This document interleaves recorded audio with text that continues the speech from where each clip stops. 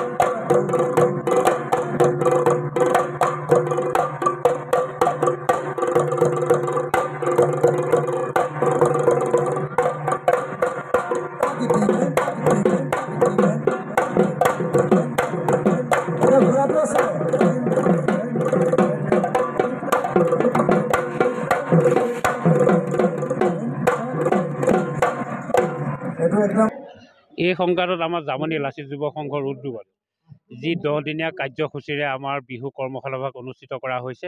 আৰম্ভণিতে আমি সমূহ বিহালীবাসী ৰাইজক ৰঙালী বিহুৰ আগতীয়াকৈ ওলগ জনাইছোঁ লাচিত যুৱ সংঘৰ তৰফৰ পৰা।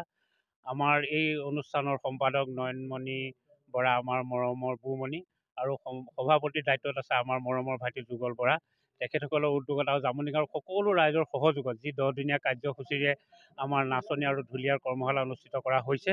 আৰু আজি আমাৰ প্ৰথম দিন। আজি এই অনুষ্ঠানটি আমাৰ শুভ আৰম্ভ কৰিলে আমাৰ এই গাঁৱৰ সকলোৰে সন্মানীয় ঘন বৰুৱা ছাৰদেৱে আৰু লগতে আমাৰ জয়ন্ত বৰাদেৱ, আমাৰ চিৰঞ্জীৱ পাঠকদেৱো আমাৰ মাজত আহি উপস্থিত হৈছে। আমি অতি আনন্দিত হৈছোঁ লাচিত যুৱ সংঘৰ তৰফৰ পৰা। আৰু আমাৰ সকলো যুৱক যুৱতীসকলে আমাৰ ইয়াত সহযোগ কৰিছে আৰু গাঁৱৰ প্ৰতি ঘৰ গৃহস্থীয়েও সহযোগ কৰিছে। আমাৰ বিহালীবাসী ৰাইজক আমি পুনৰবাৰ আকৌ দুনাই সহযোগ আগবঢ়োৱাৰ বাবে আমি ধন্যবাদ জ্ঞাপন কৰিছোঁ লাচিত যুৱ সংঘৰ তৰফৰ পৰা। আজি আমাৰ প্ৰায় ইয়াত 100 শিল্পীয়ে আমাৰ অংশগ্ৰহণ কৰিছে ঢুলীয়া আৰু নাচনীৰ ভিতৰত।